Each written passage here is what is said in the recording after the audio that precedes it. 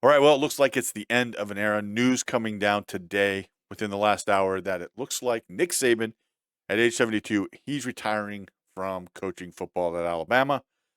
Apparently, he has informed the team that he's retiring, and I don't know that we're ever going to see a run like this from a head coach and program. He is the greatest head coach in college football.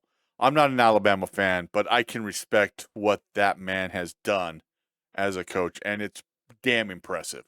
And he really set the standard. His team, his program has set the standard for football. You see, Georgia is trying to live up to that standard with Kirby Smart. All other teams have kind of been chasing Alabama.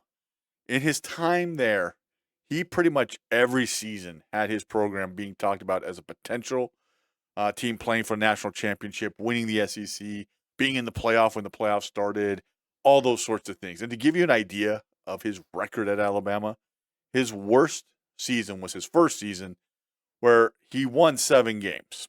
Now, officially in the record books, because Alabama had to forfeit some wins from that first season as well due to some violations with the previous coaching staff. Nick Saban, this is his worst season ever. It's 2-6 officially. After that first season, 2007 at Alabama, he had no less than 10 wins each year. Okay, 12-2 the next year, won the national championship in 2009. I mean, 2009, 2011, 2012. 3 out of 4 years, his teams won national championships. And then he has 3 national championships in the college football playoff. He went to the college football playoff a total of 6, to the college football national championship game a total of 6 times and lost 3 of them. He does not lose a lot of games, guys. That's the point. And he was always considered to be potential team to be in and be considered for the national championship. And everybody always knew they had a lot of talent. He was a great recruiter. He could really bring in players. And it's very interesting when you look at his time at Alabama. Initially, it was really rely on the defense. We're going to have a lot of defensive strengths. We're going to use the I formation. We're going to run the ball a lot. Quarterbacks, they're going to need to make plays when we need them to, but we're not going to really rely on them.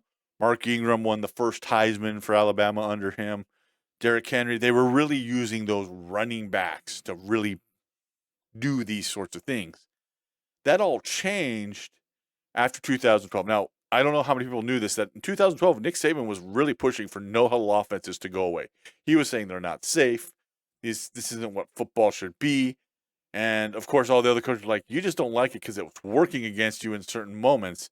And so Nick Saban just said, oh, okay, bet, watch this.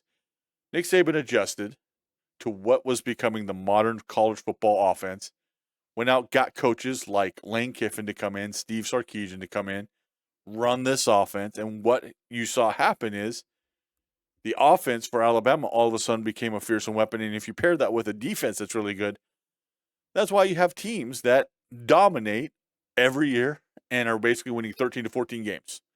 To give you guys an idea, Nick Saban's record at Alabama is 201 wins and 29 losses. And he started in 2007. So that's, what was that, 16 years? 16, 17 years? That's a lot of wins, right? At most, his most losses after 2007 in a season was 3, and that was 2010 when they went 10-3. Overall, his overall head coaching record is 292, 71-1, 7 national championships, 1 at LSU, and then the 6 at Alabama. I don't know that we're ever going to see that again. Kirby Smart's making a push forward at Georgia, but Nick Saban, he was one of a kind. And one of the things about Nick Saban as well, I don't know if people notice this, Nick Saban always demanded the best from his players. He expected them to play to a certain standard. Lane Kiffin learned that from Nick Saban. Lane Kiffin has mentioned that at times he would kind of let up on players if they were playing well, and that's when Nick Saban said, no, you got to kind of push them still. You can't let them feel like they've reached their full extent. Keep pushing them. And that's what you would see. I know Nick Saban had his famous sideline rants where he would be losing it on the sideline. But when that was occurring, if you look at the games, it was always against teams that they should be dominating, where the team kind of let up. And he didn't want them to let up. And he always found a way to motivate them, right? Hey, we should be dominating this team by 40 points. Why are we only winning by 20? You're winning by a lot, but you still want to win by more. And then if it was a game where he knew, hey, we're pretty even as teams, we're going to really have, this is going to be really a battle, you would see him. He's more clapping, being positive. He knew how to push the buttons of his players. And I know that the last 3 years haven't gone exactly the way that he would have liked, but guys, his teams were always consistently playing for things. And I think this last year was his best coaching job. Their offense, it was very interesting to see each time they go into the second half, and all of a sudden they were a different team. Adjustments were made, things like that. So just wanted to give you my thoughts on this end of an era. There's a lot of things. If you want to study what Nick Saban did, if you're wanting to be a coach, there's a lot of good things there. Yeah, I do not wish to be the coach. I would not want to be the coach that follows him at Alabama. The pressure there to immediately be competing again for national championships is going to be great. We'll see what happens. We'll see who replaces him. I know that they're talking about Oregon's head coach. I don't know if I'm Dan Lanning, if I want to go to Alabama immediately. We'll see what happens. But I don't know that we'll ever see a run like this again. Again, Kirby Smart may keep it going at Georgia. You never know. With the new transfer portal NIL, I just don't think we're going to see an era like we did from 2007 to 2023. So those are my thoughts. Let me know what you think down below with regards to Nick Saban. Like I said, man adjusted. He didn't just stay stubborn and go, well, I'm just going to stay in the I formation. He went out, got spread, went no huddle, things like that, and kept winning. If you enjoyed this video, please make sure to leave a like. Make sure to subscribe to see more breakdown videos. We will be doing a breakdown or talking about plays from the national championship game tonight. Make sure to check that out.